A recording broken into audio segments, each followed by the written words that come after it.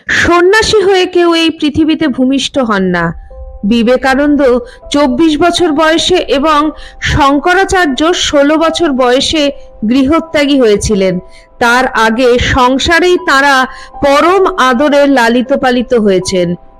সুতরাং আবাহমান কাল থেকেই সংসারী যে সমাজকে সন্ন্যাসী উপহার দেয়, কথাটা বলা অত্যুক্তি হবে না।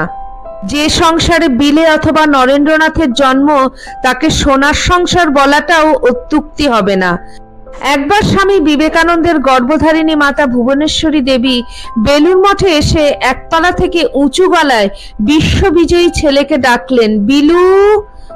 মায়ের গলা শুনে ছেলে তত্তর করে সিঁড়ি দিয়ে নেমে এলেন এবং নিচু গলায় মায়ের সঙ্গে কথাবার্তায় ডুবে গেলেন।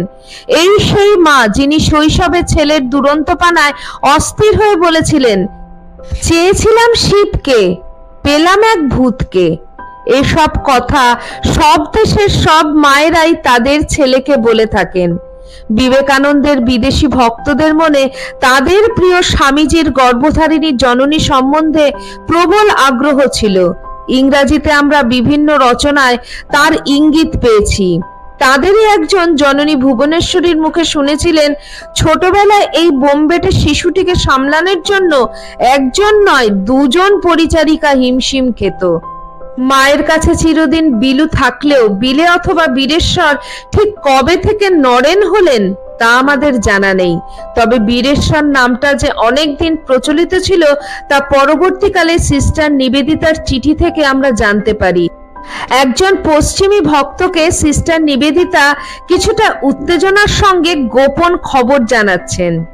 হৃদয়বান বিবেকানন্দের আসল নাম বীরেশ্বর। ব্যাপারটা কিন্তু খুব কম লোকই জানে। বিলু কিন্তু ভুবনেশ্বরী দেবীর জ্যেষ্ঠ পুত্র ছিলেন না, যদিও পরবর্তীকালে তাকেই বড় ছেলের সমস্ত দায়িত্ব মাথায় পেতে নিতে হয়েছিল। সংসার ত্যাগী হয়েও সেই বিরাট মানসিক দায়িত্বকে তিনি কোনোদিন স্বার্থপরের মতন দূরে সরিয়ে রেখে চোখ বন্ধ করে থাকতে পারেননি। এই পৃথিবীতে সন্ন্যাসী অনেকেই হয়েছেন, কিন্তু পরিবার ও বৈরাগ্যের উভয় সংকট এবং তার বিস্ময়কর সমাধানই বিবেকানন্দকে বিবেকানন্দ করে তুলেছে। ভগিনী নিবেদিতা বোধহয় ঠিকই আন্দাজ করেছিলেন। একালের বিবেকময় সন্ন্যাসী কামিনী কাঞ্চন অতি সহজে ত্যাগ করলেও ভালোবাসাকে এবং কর্তব্যকর্মকে বিসর্জন দিতে রাজি হননি। এর জন্য বিশ্ব সংসারকে তিনি তোয়াক্কা করেননি। বহুকাল আগেকার শঙ্করাচার্য ও শ্রী চৈতন্যের মতন। জয় স্বামীজি।